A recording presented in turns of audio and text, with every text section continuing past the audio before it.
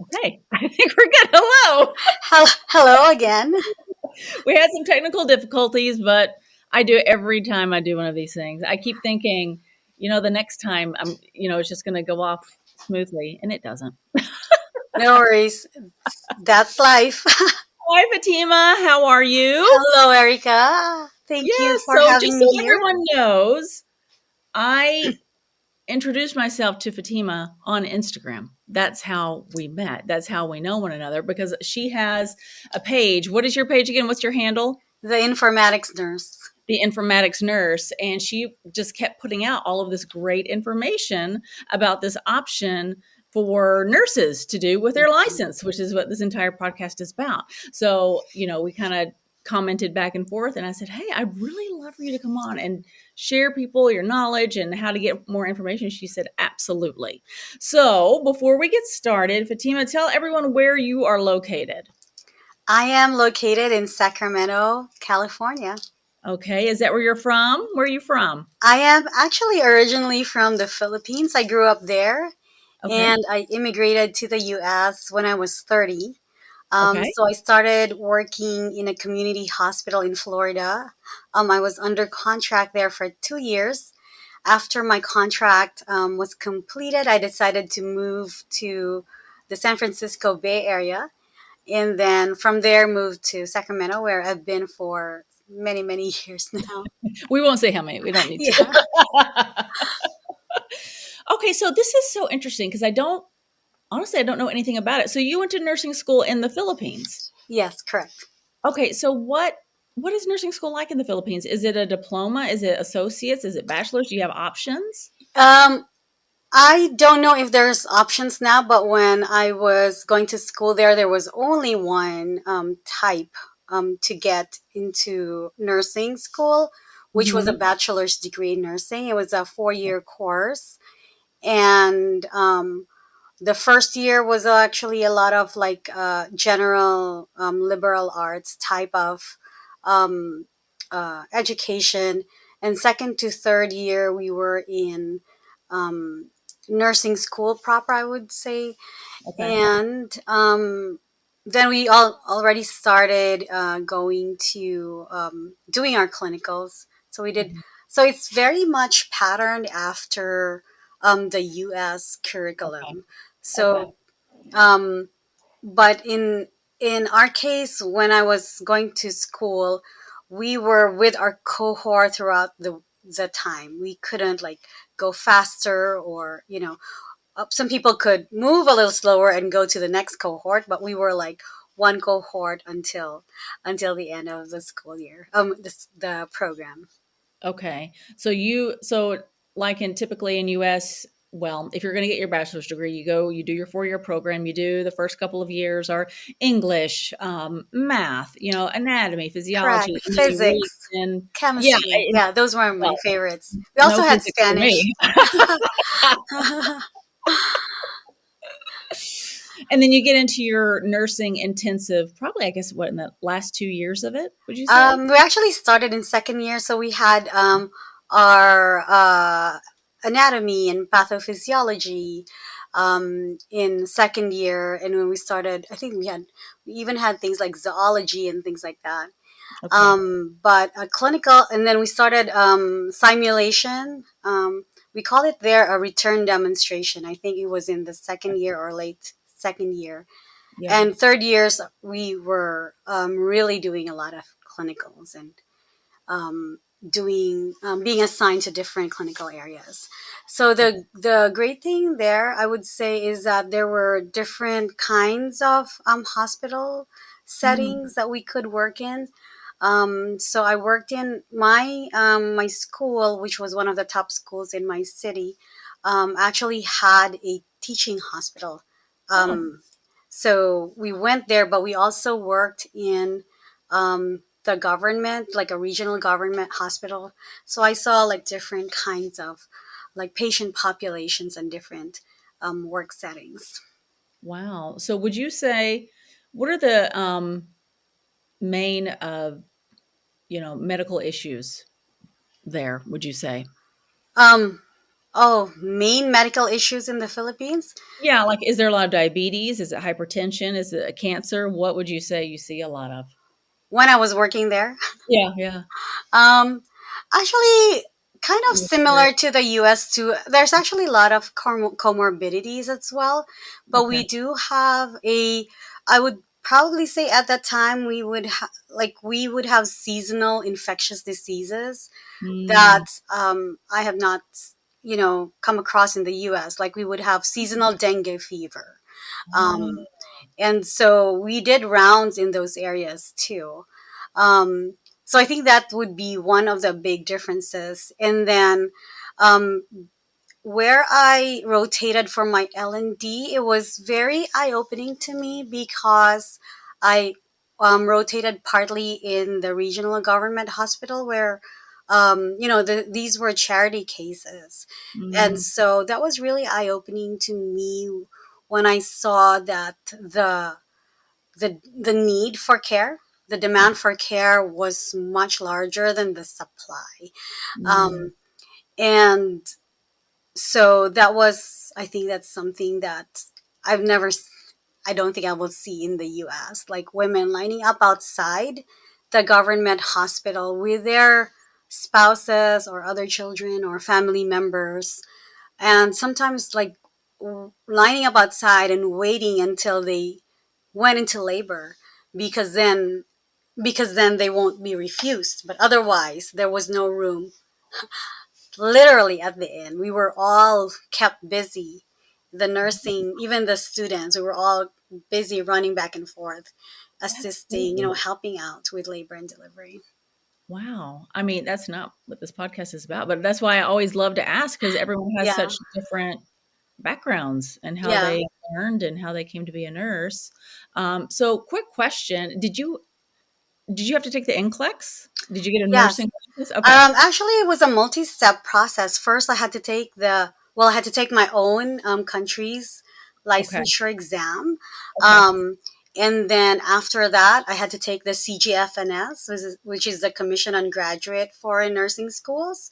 So Hmm. they not only had a test about my knowledge, but I think they kind of have to assess the curriculum and do like an assessment of the school. Like, was it a legit school?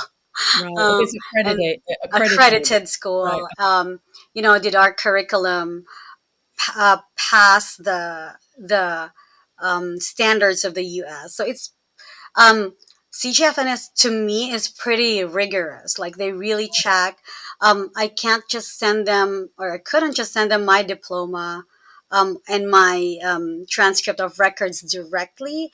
They have to get it from the school, like on a sealed envelope with, they had some requirements to do that.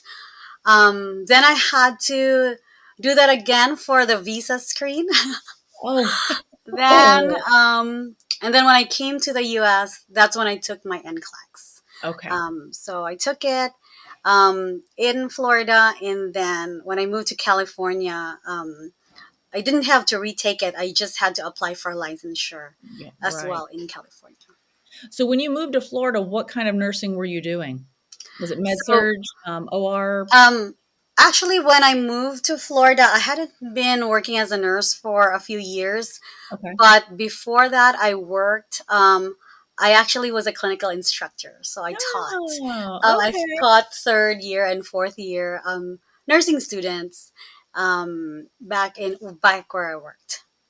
Sometimes I think I'd like to do that because I remember my nursing clinical instructors. I mean, they just really had a big impression on me. But anyway, okay. So you come to California at some point. Is that when you got into informatics? Like, how did you even learn about informatics and even get interested? Very good question. It was actually a long journey for me. So I'm always excited to share about it. When I first came to the US, I worked at a small community hospital in Florida.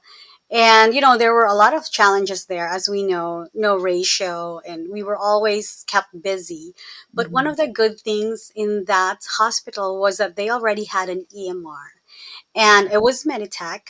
And not only did they have an EMR, but they had barcode scanning at that time with these really huge barcodes tied to the cows that we call it, computer on wheels, Yeah, which didn't were they these. change that to wows because They changed it to cows. Yeah, at, at that time it was still cows. right? Um, and the cows were these huge cabinets on wheels. The computer was on top of it, and the cow itself had drawers that Mhm. that would, where you could put your meds. So we were like pushing a whole table back and forth Right. across the long hallways. And so when I started my orientation, I found it very easy for me to understand that part of my orientation. Like, okay, chart this way and that. I know for some people it was challenging, but I was like, I just got into it. And as we kept using it, I just was so amazed because I came from the Philippines, and at that time we were just doing paper charting. And so Mhm. to me, this, like, technology and doing this part of the nurse's work more efficiently and effectively, I felt was really amazing. And so I became interested in the technology itself. So I started asking my coworkers whether nurses or other clinicians were involved in creating this technology that I really was fascinated with. Mhm. But at that time, no one knew what the answer to my questions. Mm. And um, and they didn't know if nurses were involved. They said maybe, probably. Um, and so I was just left with, that idea that I wanted to know more about what this was. So Mhm. fast forward a couple of years or so later, I moved to the San Francisco Area. Mhm. And the unit that I was in was still doing their charting on paper, but the other parts of the institution actually already had EMR. Okay. I think it was specifically the ICU and maybe some other areas were using an EMR. And the institution was doing a two-step process of um, using an EMR for the whole organization. And then 2 years later, they would then change to Epic. But in Wow. that first round where they were moving from paper the EMR, it was called CareCast in the Okay. inpatient units. Um, they were asking for super users, and I was curious. I said, do we need to know any prior knowledge? Do we need to have any prior knowledge of that particular technology? And they're like, no, just apply if you're really interested, and especially since you have some background in using a different kind of EMR. And so I did apply for that. I became an EMR super user. I really enjoyed that experience. And so a couple of years later, when they were rolling out Epic, I applied again, and I became a super user again. I felt that it was something that was more aligned with my own strengths and Mm. my interests, and so that's when I really seriously considered getting into nursing informatics. I had learned finally what the specialty was when I Yeah. was the super user the first time. One of my coworkers, I believe it was my own nurse manager in the first unit that I was in, who told me that it was called nursing informatics, and she told me about the Summer Institute in Nursing Informatics that happens in Maryland every year. She went in person that year. I did a webcast and just really learned more about it. Okay. So that's where it all began. That's where it all Mhm. began. Okay, so you are a super user. You're like, yes, I found my place in nursing. See, this was Mhm. what love to tell people, yes, being a nurse, you have to be caring, you have to be compassionate, you have to do all these things. But if you feel you're burned out, or maybe that isn't really playing to your strengths, guess what? Mhm. There's still a place for you. You can Yes, you can be very definitely. picky. You can do all sorts of things. Um, so you're a super user and you're like, okay, I want to get into nursing informatics. What then?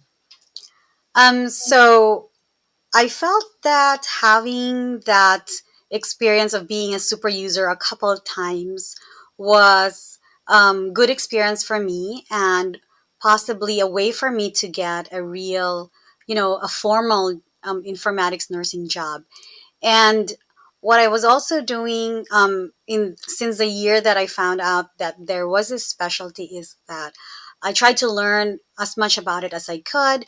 I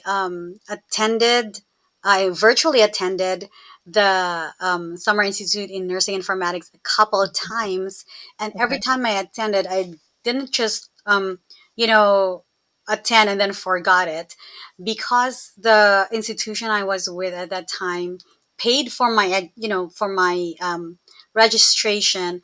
I felt that it was necessary for me to also share that information with the other people, the other my other coworkers, or at the very least my unit's leadership. So what I would Mhm. do is I would always create a presentation and Mm. then submit it to my manager every time I went to that particular conference. Virtually, I attended that particular conference.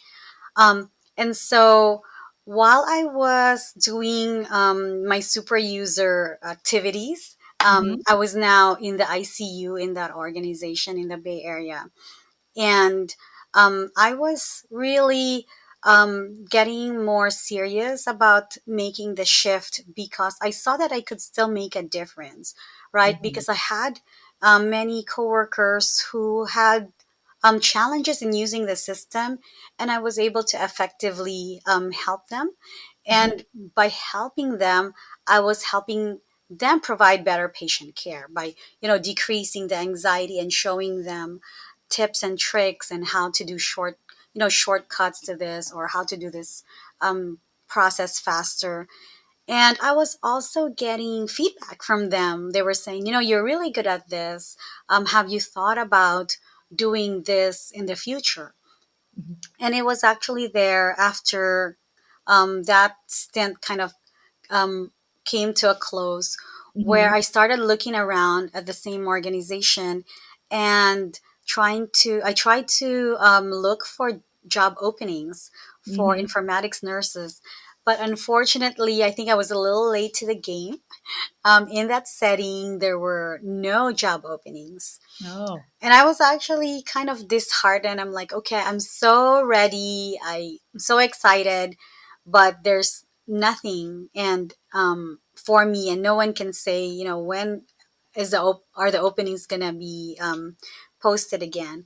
So what I did was I kind of looked a little further out, looked at the different hospitals around the Bay Area. I researched them and finally found another hospital that was about to implement Epic. Mhm. It was about an hour's drive away, um, Oh, an more hour than away. an hour's drive away. I heard from other nurses who switched to nursing informatics or to that kind of role that some of them had to take a pay cut. Mhm. So I had to think through that, because I already had a little baby at that Yeah. time, and we were looking at our uh, um, family expenses and wondering whether we could absorb a pay cut. And I did all that, like really assessment and also some introspection, really serious introspection about weighing what would be best for me and for my family as an individual, and what would be best for my professional growth, where I could really serve patients and clinicians and organizations in the best way possible, because it would be aligned with my strengths, right? I'm not like just going there to do the grind, but I'm really being excellent in what I do. And so, Right. with that realization, I uh, I applied for the job opening, and it was very interesting because I prepped so long for it. I prepped what I felt like, right? Well, Right. first thing, I prepped almost for years for it by learning all I can about nursing informatics. And then just to apply, I learned about the organization. I learned about the openings that they had. Um, Edited my resume. I can't tell you how many times. Mhm. And then I finally, submitted and hit that submit button, and things happened very quickly after that. Like in the same week, they um, called me to, no, the week after, they called me to interview on a Wednesday, and on a Friday, I got an offer. And they wanted Wow. me to start the week after, but I said no, I want to give my then current hospital the usual 2 weeks notice. Yeah. Um, So what was and this job? What was the actual job that you applied for? So the actual job that I applied for was called application analyst. So it's an Epic application analyst, Okay. and what an application analyst does is, when it comes to Epic, Epic actually trains you on how to customize their system. So Ep- I'm sure you're familiar with Epic. It's one of the biggest Yes. EMRs, EHRs in the country. And they have an off the shelf product, which they Mm, call the foundation system. But okay. they usually recommend that each organization customize their Mm, off the shelf product so that it makes sense for the organization's workflows, for the way people used to document on paper or their legacy system, to kind of have some of those customizations. And so that was my first job, was to do that. But before you could do that, you actually had to do a lot of analysis, right? You did gap analysis. What was the old way of doing things, and what does Epic have to offer, and how do you translate that so that it makes sense for the end users? And then I actually also did some workflow analysis. So I shadowed some nurses in their work area, and then made sure that the um, the workspace that we gave them in Epic kind of made sense to their workflow as well. And wow. the interesting thing about that was, um, I was an ICU nurse. Mhm. That organization offered me a spot in their peri-op services team. So I actually had to learn peri-op services workflows. That's why I needed to shadow, Mhm. and terminologies and things like that. So it was very interesting. I love learning, so that was something that was right up my alley. I was learning about Epic, and I was learning about, peri-op systems, terminologies, workflows. Okay. So that was your first one. Are you still doing that or have you moved on? No, I have moved on. That project was actually, I think, about a couple of years, maybe two and Okay. a half years, in length. And at that time, a lot of the hospitals were actually going live with the EHR, Mhm. based on the High Tech Act, which mandated hospitals to adopt a certified EHR by 2015. Okay. And so there was a lot of us that were being recruited by recruitment agencies at that time to Mhm. work at other hospitals, but I did not go right away. I wanted to finish my own contract with that first organization. Um, and by the time that I was in there, and as the project progressed, I actually took on more responsibilities aside from just being, and I'm not, I don't mean the just that it's Mhm. less, but just that, in addition to the role that I was hired for, I actually took on the role of clinical content coordinator, which was kind of like a project coordinator role, Okay. coordinating with clinical stakeholders, and um, setting up meetings with them for them to validate what we had developed, and then doing testing and then helping the trainers, the classroom trainers. So by the time that project rolled to a close, I had a pretty good idea of the end-to-end process Hmm. for implementations. And so I knew what I was bringing to the table, so my standards for my next job were also a little bit higher. Yeah. I didn't want any more pay cuts. In fact, I wanted to be paid more Yeah. for my knowledge and skills, right? And my baby was around, believe she was around 18 months to 2 years at that time. So I really wanted to be able to spend quality time with my daughter in her younger years and formative years. And so I could see that a lot of my friends who went into consulting, they were traveling throughout the week, every week. So they would they would fly out from their residences maybe on Sunday or Monday, and then would return on Thursday or Friday.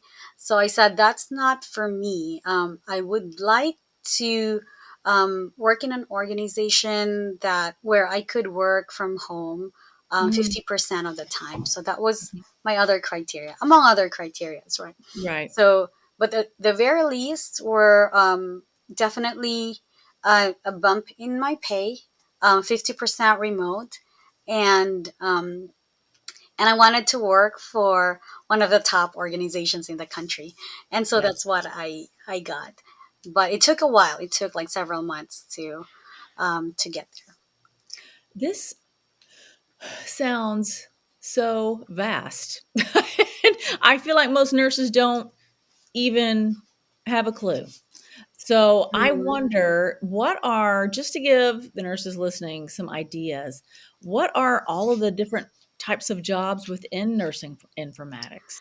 So that's a very excellent question because that's a topic very close to my heart, right? Because I know a lot of nurses ask me for advice and Hmm. ask me for help job hunting, and then they send me links. Okay, here's the job that I was interested in or applied for this job, but I didn't get it. I didn't even get a offer to interview, Yeah.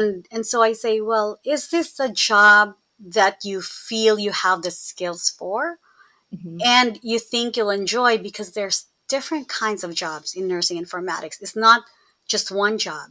So there's the analysts, and Okay. analysts usually by the term itself, right, do analysis. Right. But what that entails is actually gathering data, gathering information from different kinds of stakeholders.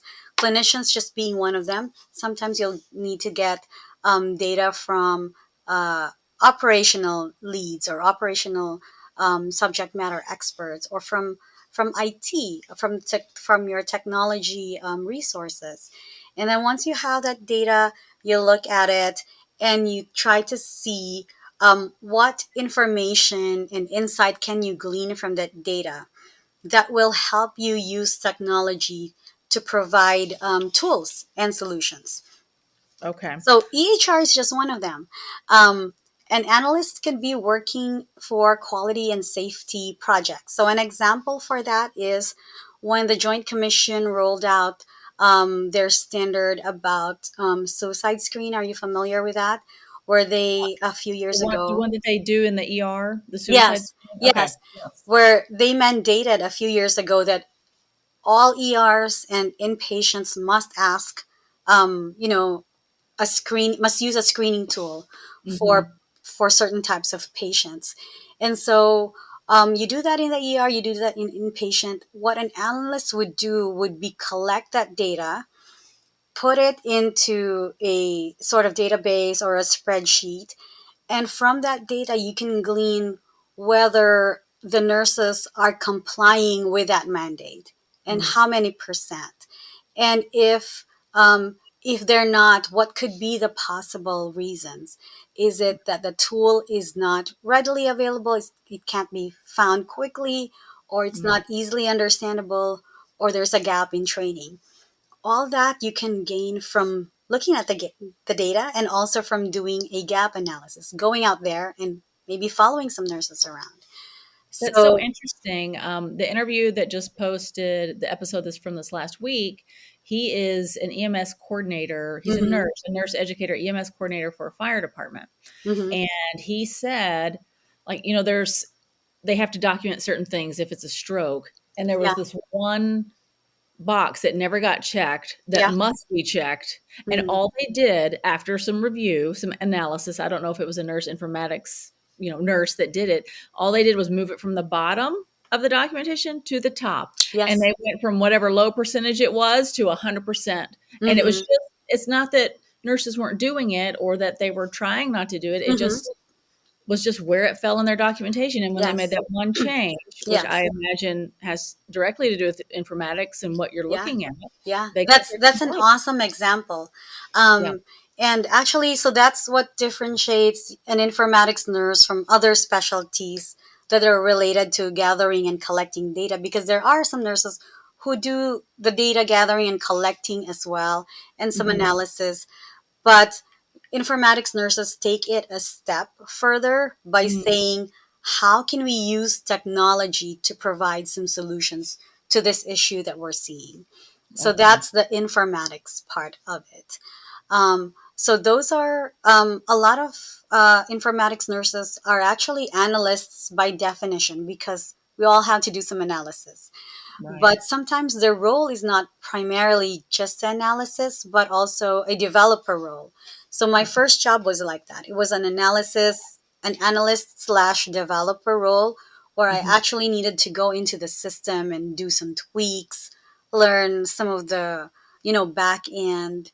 Um, I'm not going to say it's programming, but the back end customization for Okay. that system. So that's what developers do. And some developers know how to code, they know how to build things from scratch.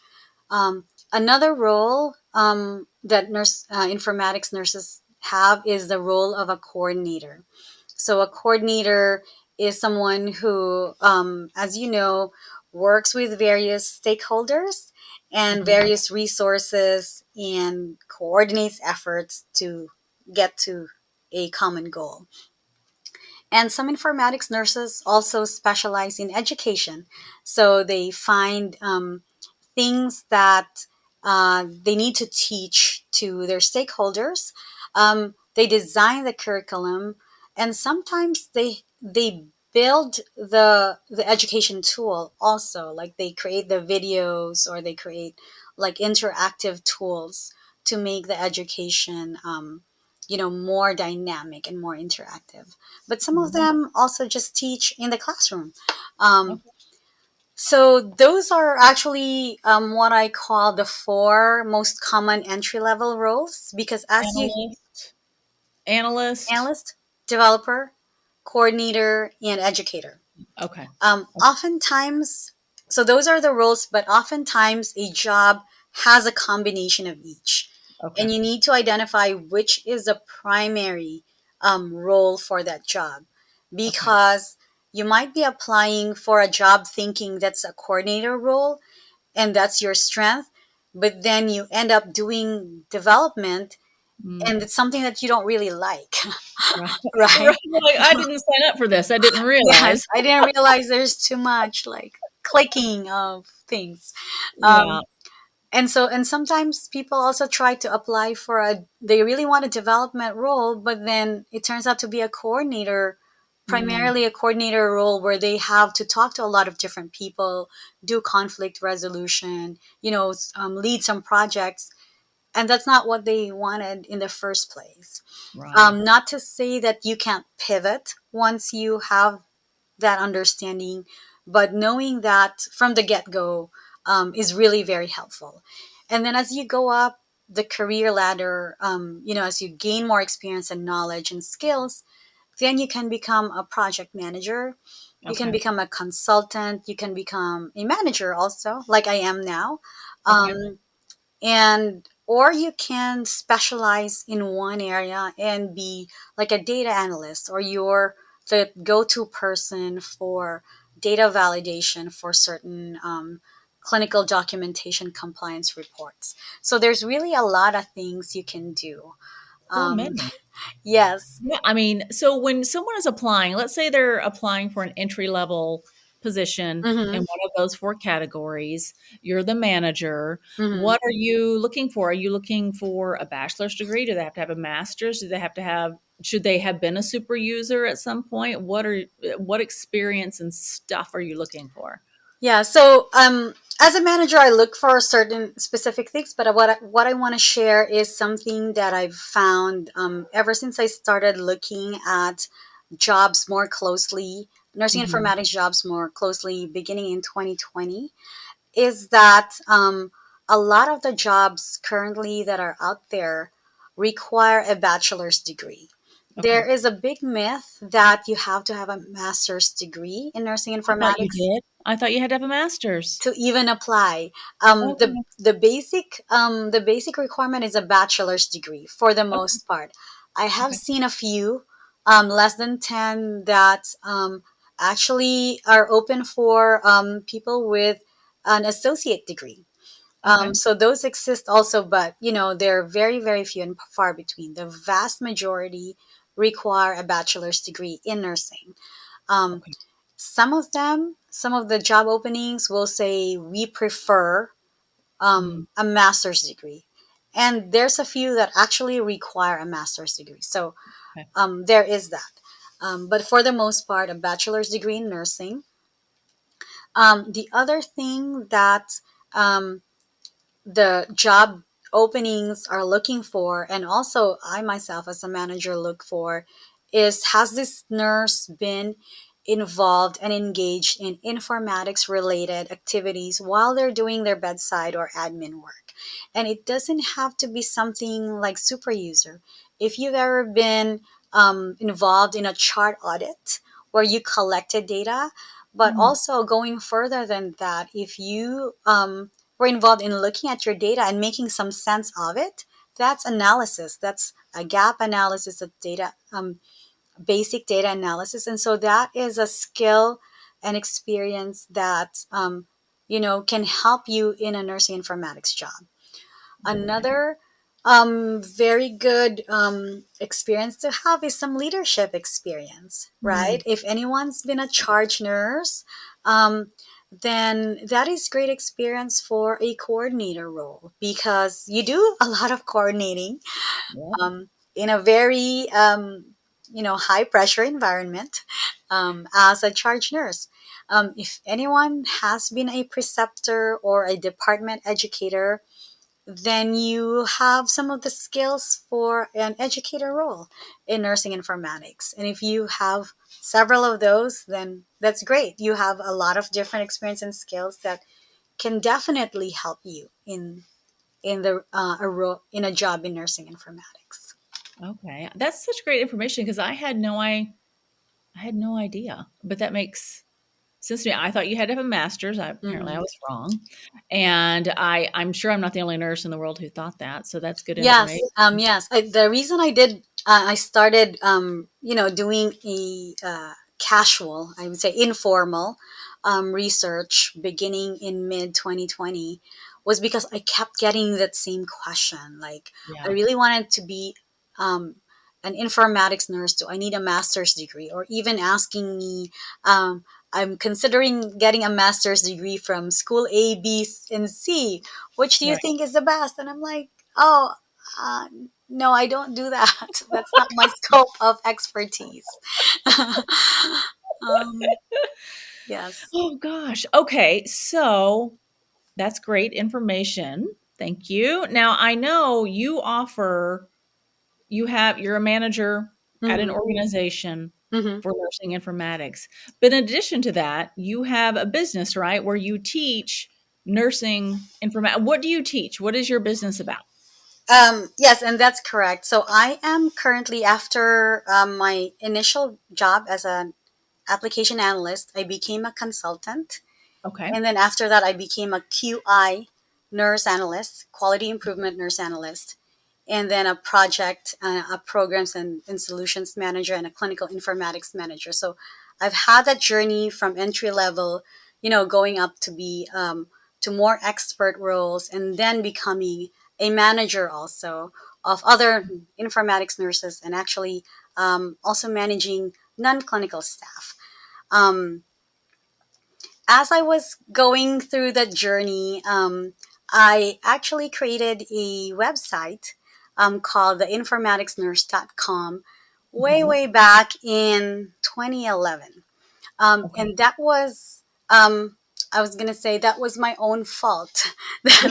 Because I was so excited when I first got my first job Mhm. that I kept talking about it after I sent in my 2 week notice. I kept talking about it. I talked my friends' ears off in the ICU where I was working.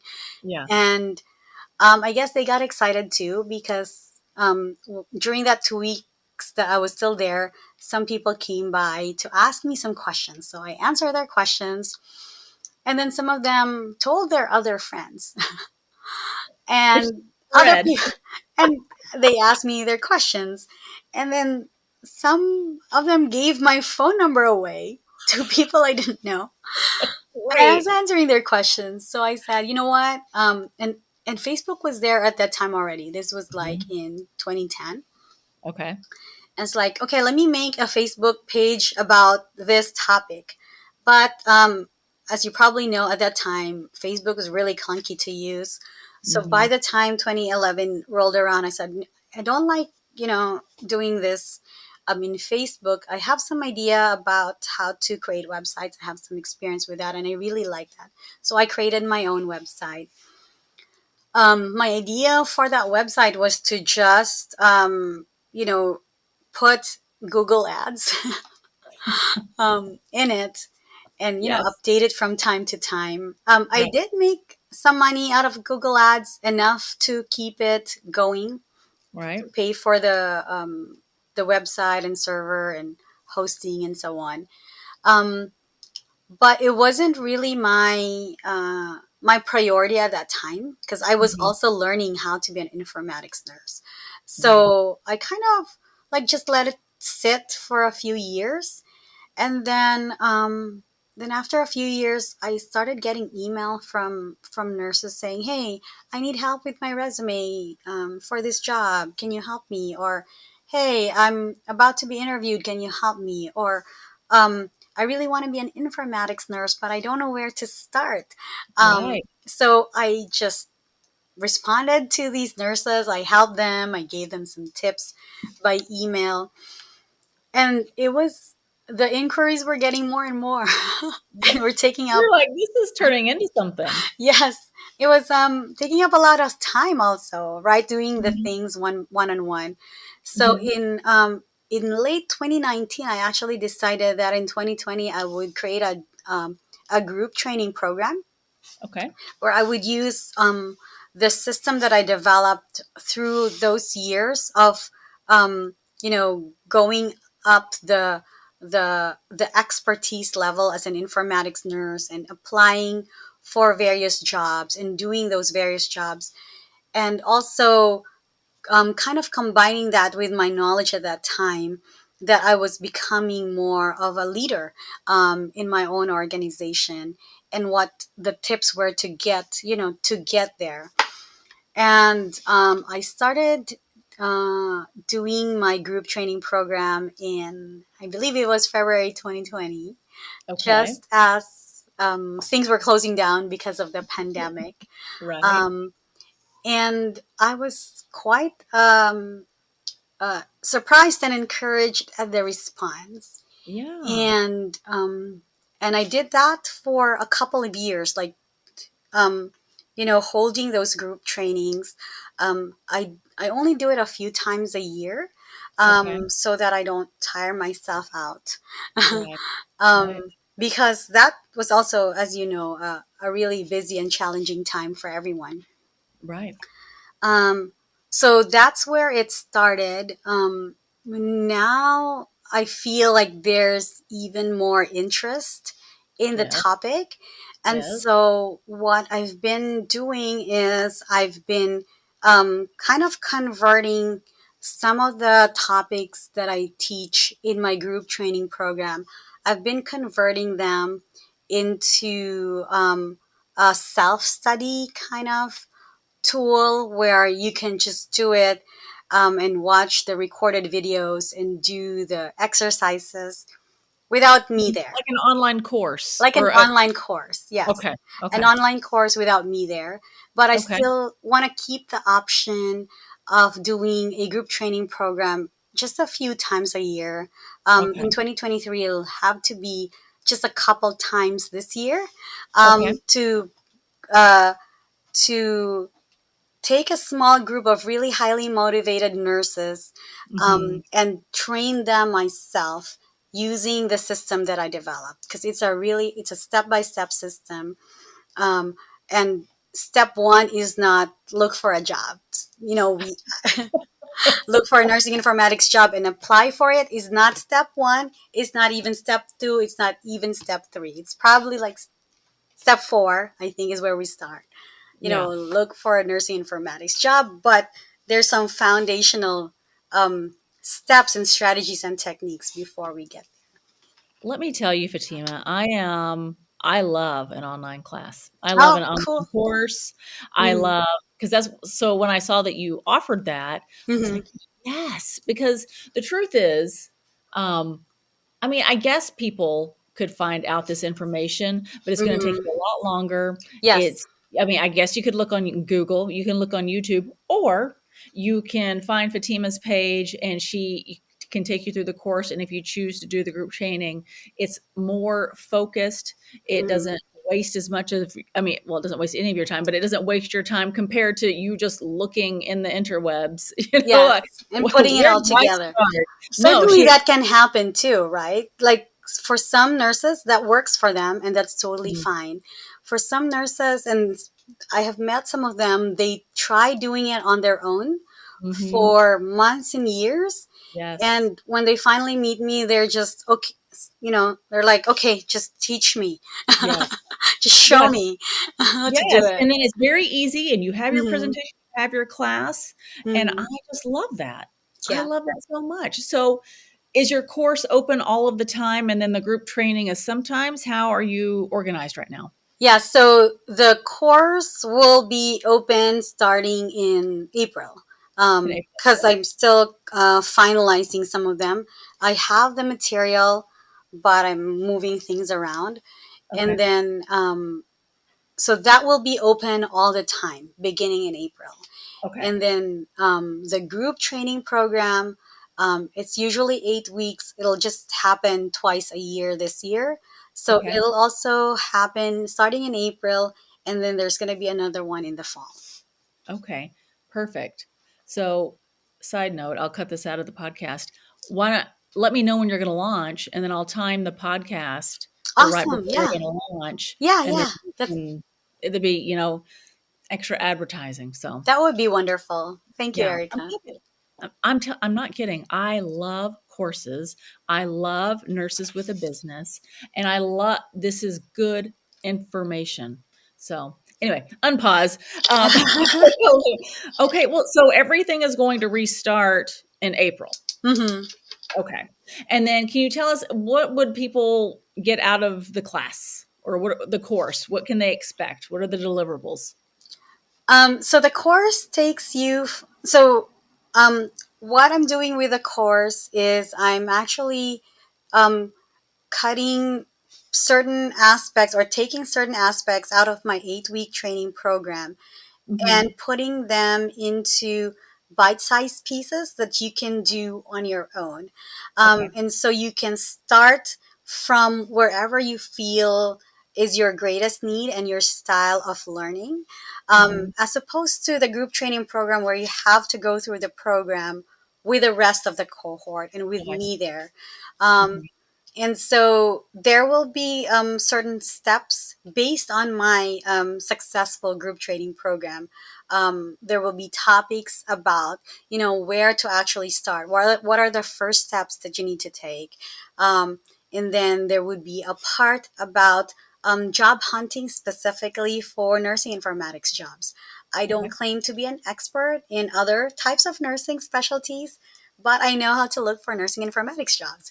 There you go. Um, and then transforming your resume from clinically oriented to informatics focused is a big thing. Yeah. I know there are other resume, expert nurses out there who can help you with other specialties. Right. But when it comes to nursing informatics, I also have that information that many nurses don't have. So that is one of the uh, topics that the other nurses who have previously been in my training program tell me is very eye opening and partly kind of life changing as well. Right. There's also a part there that is about gaining experience and skills related to nursing informatics while you're at the bedside, Okay. because there are strategies to do Right. it. There are tips to do it. There's a proper way to do it, or maybe the proper might not be the word, an effective, more effective way to do it. Okay. Another another topic for my online course is actually interviewing for nursing informatics jobs.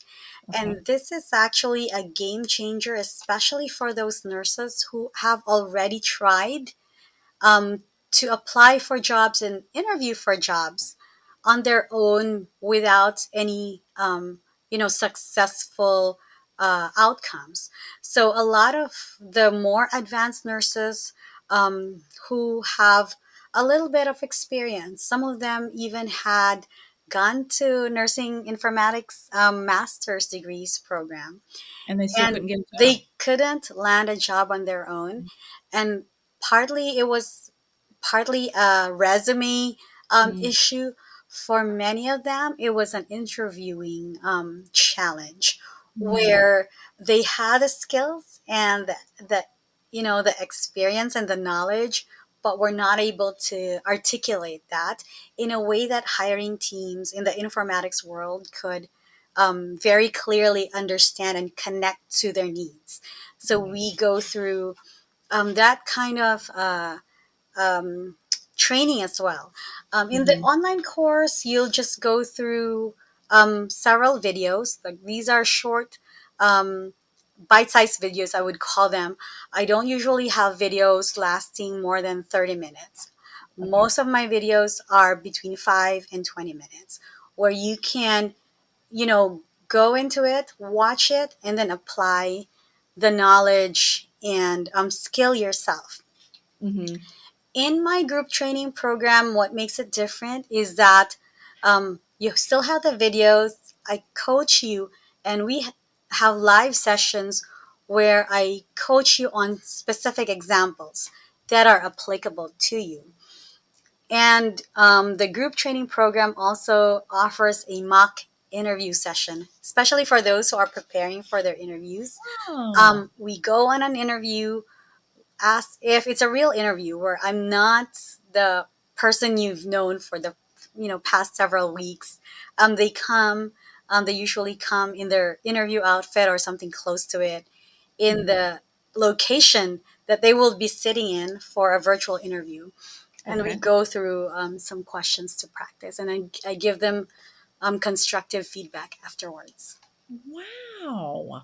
So tell us again, if people, one, just want to follow you, if they're Mhm. interested in learning more about your class, and where can they find you? So my website is Hmm. there for those who want some like general tips and you know basic overviews, basic information. It's theinformaticsnurse.com, Okay. where people you would usually find me on a more regular basis. And you know this, Erica, is I I am do. on Instagram. Um, Yes. for some reason, Instagram is my favorite platform. I know it's had its challenges, but I'm there. I respond to DMs. Yeah. After work Right. and on weekends. So there is a little bit of lag time because I don't mix my day job with my education and advocacy um, business. But I'm usually on Instagram. Um, and I have a Facebook group also. It's a private group. So you have to apply to get in. It's Okay. called Nursing Informatics Jobs, where I share some of the jobs that I found, in the internet or Mhm. sent to me by some recruiters that I don't want to apply for, so I share them there. Uh, I sometimes do some analysis. I would say, okay, look at this job posting. See this Mhm. section here. It says this. This is what it means. Or this section is really interesting because they're open. They're offering a sign-in bonus. Have you ever heard of a nursing informatics job that's offering a Right. sign-in bonus? So this would be perfect for someone who has a little bit of experience already, and then you can That's awesome. apply. Yes, So the website is theinformaticsnurse.com. theinformaticsnurse.com. Yes, The Facebook page theinformaticsnurse.com. is okay, sorry, I didn't mean to cut you off. And then the Facebook page is called Nursing informatics jobs. okay, and then your IG handle is The informatics nurse. the informatics nurse. Okay. Well, Fatima, thank you so much. I think this was such great information, and I know I'm sure nurses out there will be like, "Oh, okay, I want to know more." So I really appreciate your time. Thank you so much. You're welcome, Erica. Thank you too. Hmm. Thanks for having me today. Of course. All right, I'm going to stop here.